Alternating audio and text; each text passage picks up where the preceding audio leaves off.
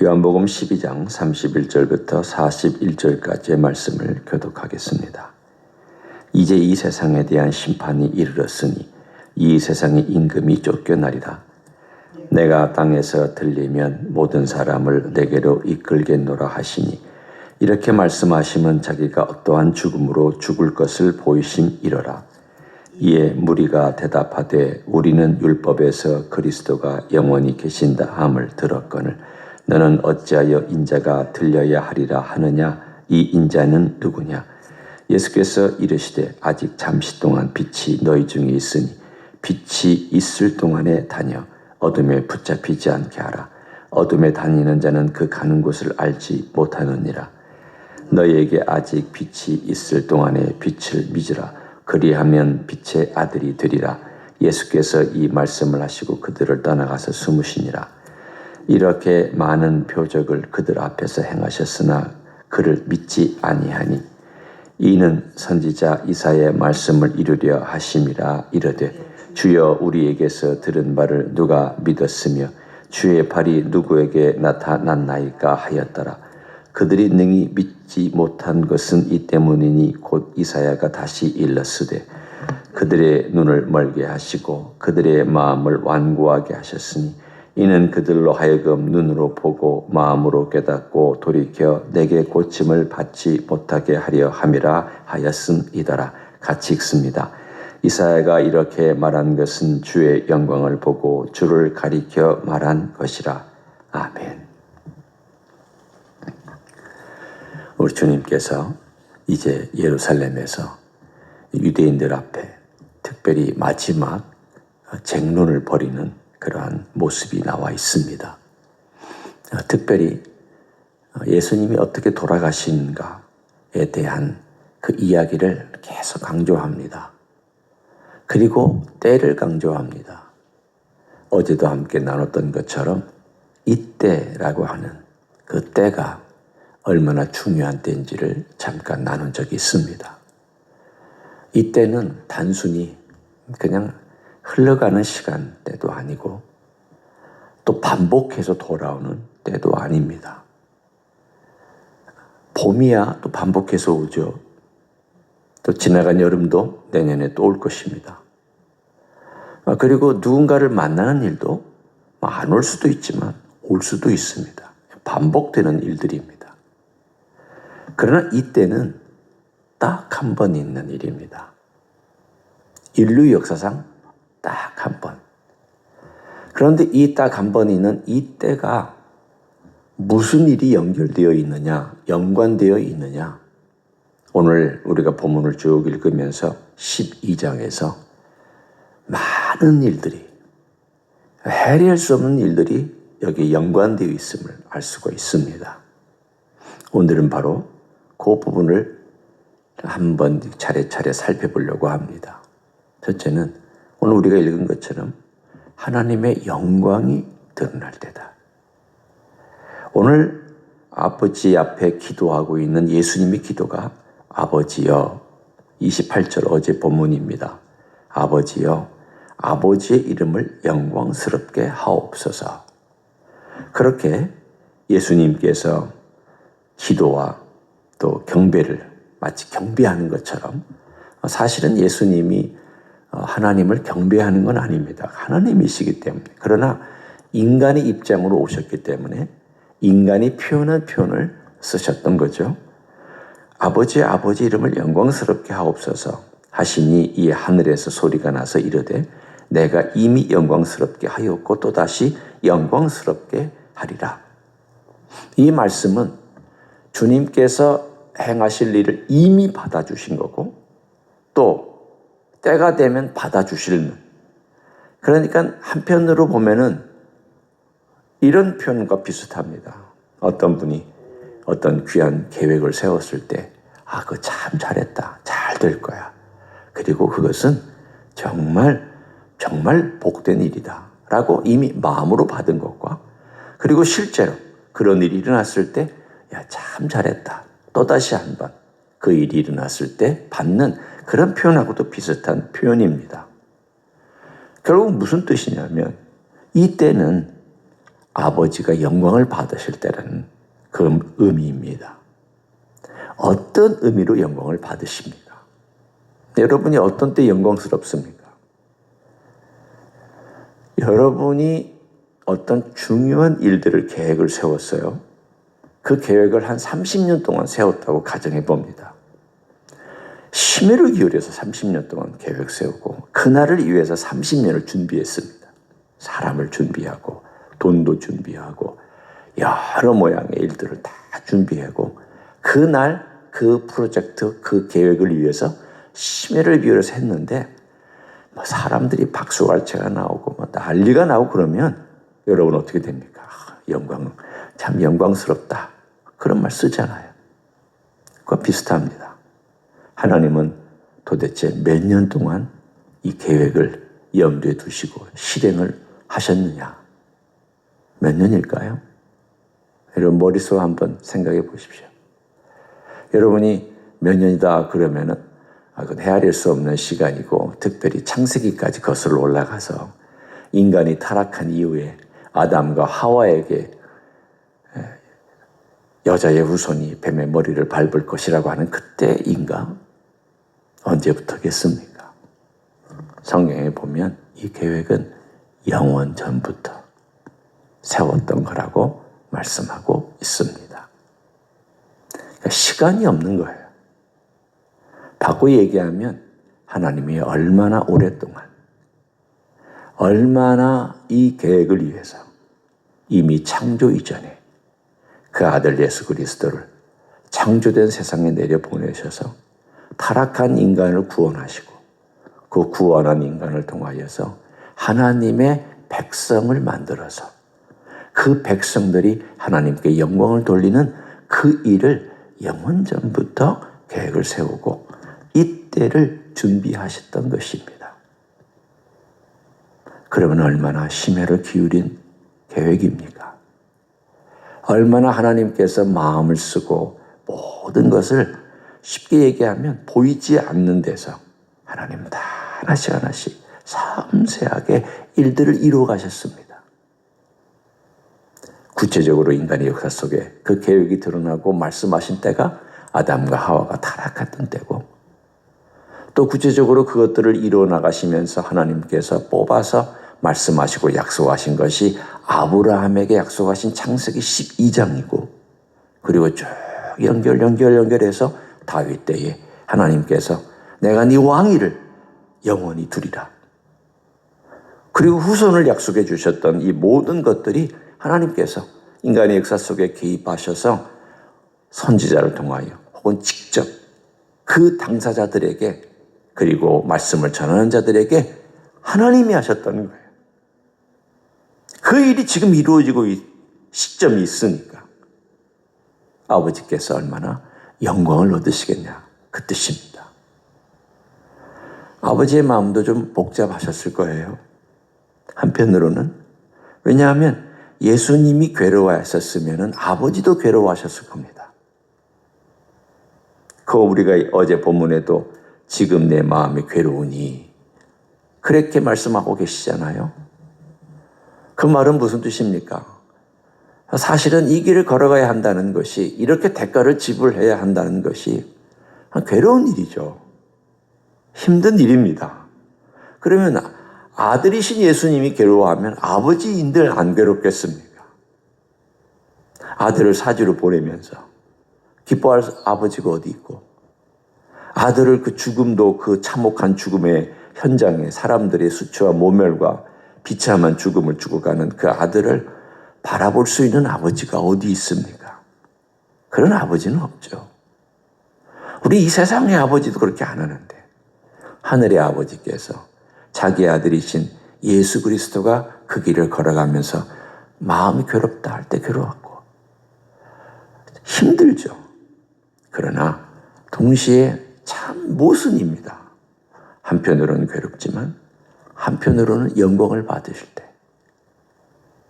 한편으로는 힘들지만 또 한편으로는 기쁜 때 한편으로는 이렇게까지 해야 하는가 하는 마음에 그러한 번민이 있지만 그러나 영원 전부터 세웠던 계획이 이루어지는데 묘한 긴장감이 오늘 본문에 있습니다. 아버지는 이때를 준비하셨습니다. 아버지가 영광을 받으셔야 여러분이나 저도 영광을 받습니다. 아버지가 영화롭게 되셔야 여러분과 저도 그 혜택을 누립니다. 이제 그 일이 이루어지는데 첫 번째 이때는 바로 아버지가 영광을 받으시는 때다. 두 번째는 예수님도 영광을 받으시는 때입니다. 오늘 본문에는 나와 있지 않지만 나중에 17장에 가보면 예수님의 기도가 나옵니다.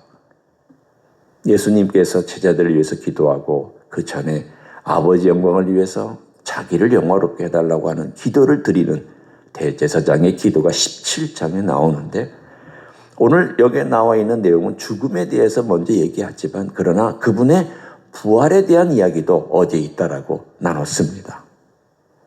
십자가는 수치스러운 일이고 십자가는 어떤 의미로 보면은 패배한 것처럼 보이는 일이지만 그러나 동시에 영광스러운 일이 되었습니다.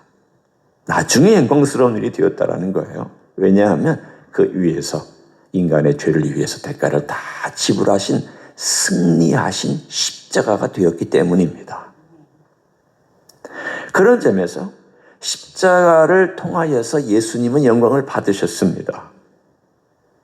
인간으로 오신 예수님께서 이 땅에 온유와 겸손과 이사야서 53장에 말씀하는 것처럼 흠모할 만한 것이 아무것도 없었다. 외모를 볼 때는 흠모할 만한 것이 없었다. 그냥 평범한 인간하고 똑같았다. 그런데 그가 애써 수고한 것이 그 결실을 보고 마음이 흡족했다라고 이사야서는 말합니다. 예수님도 한편으로는 괴롭지만 한편으로는 그가 수고한 것이 완성될 것을 기대하면서 기쁨이 있습니다. 오늘 본문은 그런 묘한 긴장이 있습니다. 아버지에게도 긴장이 있고 예수님에게도 긴장이 있습니다. 어떤 일이 이럴 때 정말 힘들죠. 이건 정말 고통스러운 일이고 이 과정은 겪어야 되고 이 과정은 뚫고 가야만 한다. 가야죠. 그렇지만 힘든 건 기대하고 있기 때문에 이 힘든 걸 내가 감당할 수 있을까? 이 힘든 것이 얼마나 힘들까? 가봐야만 아는 거예요. 예수님은 그것을 짐작은 하고 있지만 아직 몸으로 겪지는 않았습니다. 예수님은 그것을 이게 얼마나 힘든 것인가에 대한 것들을 미리 알고 계셨죠. 그러나 몸으로 직접 대가를 지불하고 그 고통과 분리와 죄로 인한 심판과 이런 모든 것들을 다 경험하는 그 과정은 사실은 겪어보셔야만 했습니다. 그러나 그 모든 과정을 겪고 주님이 승리하셨기 때문에 예수님은 영광을 얻으신 겁니다. 인간으로 오신 예수님이 승리하셨기 때문에 인간과 하나님으로서 그는 영광을 얻으셨습니다. 그때가 언제냐? 바로 이때입니다. 그러니까 이때는 너무 중요합니다. 성육신으로 오신 예수님께서 영광을 얻으실 때 십자가의 죽음이라고 하는 처절한 고통과 눈물을 통과하셔야 하지만 그러나 그렇게 해야만 어제 본문처럼 한 알에 미리 죽어야만 많은 열매를 맺는 것처럼 나는 죽어야 한다. 요한복음 10장에 보면 선한 목자는 양들을 위하여 자기 목숨을 버린다. 오늘 똑같은 말씀이에요. 자기 생명을 미워해서 자기 생명을 버리는 목자의 마음으로 그는 이때를 준비하고 기다렸습니다. 그리고는 오늘 본문에 뭐라고 또 두 번이나 하시냐면은 들려야 하리라. 들려야 하리라. 오늘 여기에 나와 있는 32절에도 내가 땅에서 들리면 모든 사람을 내게로 이끌겠노라. 그리고 34절에도 보면 사람들이 너는 어찌하여 인자가 들려야 하리라 하느냐. 이 인자는 누구냐? 도대체 어떤 인자이길래 들린다고 말하느냐? 이 사람들은 이 들린다는 말을 알지를 못했습니다. 우리는 압니다. 이게 십자가의 형을 받으시려고 하는 것이구나 라는 것을 우리는 알지만 그 사람들은 이게 들린다는 말이 무슨 뜻인지 몰랐습니다. 왜냐하면 들린다는 말은 이렇게 들여 올려지는 순수한 그냥 그런 단어입니다. 이게 들여 올려지는 단어인데 그들의 머릿속에는 아마도 누구를 추정했냐면 엘리야 같은 사람을 추정했을 겁니다. 엘리야가 어떻게 됐습니까? 땅에서 들려졌죠. 그런 단어예요. 이 들린다는 말은 들려야 하리라. 그러니까 이 사람들이 당신이 무슨 엘리야처럼 들리는 그러한 인자입니까? 성경에 보면 인자가 영원히 이 땅에 와서 다스리시고 하나님의 나라를 가져온다고 그랬는데 당신이 말한 것은 성경에 말한 것과 모순된 거 아닙니까? 라고 지금 질문하고 있는 거예요. 못 알아듣고 있는 거죠.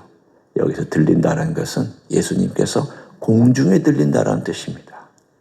그렇잖아요. 우리는 알고 있잖아요. 그러니까 예수님은 결국 이 죽음의 순간이 얼마나 하나님의 계획이었고 자신이 의도한 거였고 그리고 이 길을 가야만 한 것인가를 얘기하시고 계시고 그리고 그렇게 돼야만 그 다음 멋진 열매들이 맺혀진다는 것을 많은 사람이 그 앞에 돌아온다는 것을 우리 주님은 아셨습니다. 이때가 바로 그런 때입니다. 세 번째로 이때는 사탄이 심판받는 때입니다.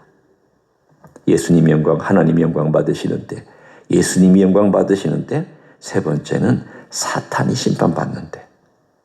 31절에 나와 있죠. 이제 이 세상에 대한 심판이 이르렀으니 이 세상의 임금이 쫓겨나리라. 그러니까 언제 이 세상의 임금이 쫓겨났느냐 하면 십자가에서 예수님께서 심판 받으실 때 사탄이 심판받은 거고 죄가 심판받은 거고 죽음도 나중에 예수님의 부활로 심판받은 거예요.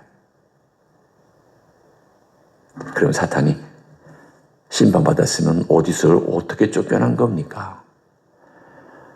여러 가지 해석이 가능합니다. 첫째는 3층 천에서 2층 천으로, 2층 천은 공중을 의미합니다.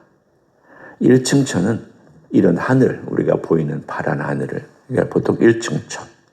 2층 천은 보이지 않는 공중, 공중의 권세 잡은 자 사탄을 의미할 때, 그리고 3층 천은 하나님 계신 곳. 그러니까 사탄이 욥기에 보면은 하나님 계신 곳에 왔다 갔다 했었습니다. 그런데 아마도 여기서 쫓겨난다는 것은 공중으로 쫓겨나는 것이 아닐까라고 생각이 됩니다. 지금 사탄은 공중의 권세 잡은 자입니다. 그리고 마지막 때 예수님 오시기 전에 그 공중에서도 쫓겨나서 지상으로 쫓겨납니다. 큰 혼란이 있을 때 요한계시록에 보면 공중에서 큰 싸움이 있고 미가엘과의 싸움에서 져서 지상으로 쫓겨납니다. 그러니까 결국 사탄은 점점 쫓겨나는데 그 결정적인 쫓겨나는 순간이 어디냐면 십자가의 죽으심이고 예수님이 들리실 때 그렇게 되었다는 것을 우리는 짐작해 볼 수 있습니다. 이게 왜 중요하냐? 여러분, 예수님 앞에서 사탄은 힘을 쓰지 못하기 때문입니다. 이건 우리에게 굉장히 중요합니다. 왜 중요하냐? 예수님이 왕이시잖아요, 이제. 예수님이 다스리고 계시잖아요. 예수님 모든 것의 주권자시잖아요. 하늘과 땅의 모든 권세를 내게 주셨다. 이 말은 상징적인 의미가 아닙니다. 하늘, 3층 천, 2층 천, 1층 천 다. 땅, 이 땅에 살고 있는 모든 피조물들 다 주님의 권세 아래 있습니다. 그게 바로 놀라운 일이에요. 이게 바로 언제 이루어졌느냐? 이때 이루어진 거예요. 이때. 그런 게 얼마나 중요한 때예요. 얼마나. 하나님께도 중요하고 예수님께도 중요하고 우리에게도 중요하고 구원의 역사 속에도 중요하고 모든 면에서 중요한 이때를 우리 예수님은 준비하고 계시고 우리에게 이때가 얼마나 소중한지를 알려주십니다.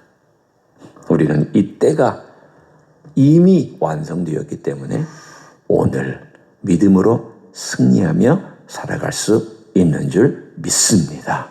오늘 하루도 우리 주님, 승리하신 주님을 의지하며 살아가는 여러분 되시길 예수님의 이름으로 간절히 축원합니다. 기도하겠습니다.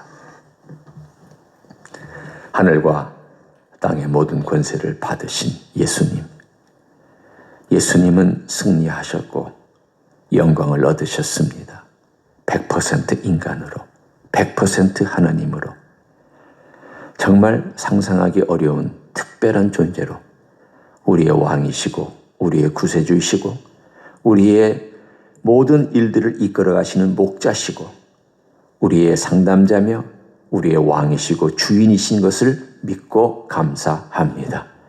예수님이 오늘도 승리하셨으니 우리의 삶도 승리하게 도와주시고 예수님께서 이 모든 권세를 가지셨으니 그 이름의 권세 앞에 오늘도 경배하며 순종하며 굴복하는 하루가 되게 하여 주시옵소서. 이제는 우리 구주 예수 그리스도의 은혜와 하나님 아버지의 극진하신 사랑과 성령 하나님 교통하심의 역사가 오늘도 우리 주 예수 그리스도의 놀라운 이름 앞에 경배하며 순종하며 찬양하기를 원하는 이 자리에 참여한 모든 종들 이외와 주임지 히스교회 이외와 이민교회들과 한국교회들과 선교사님들 위해 이제로부터 영원히 함께 하실지어다. 아멘.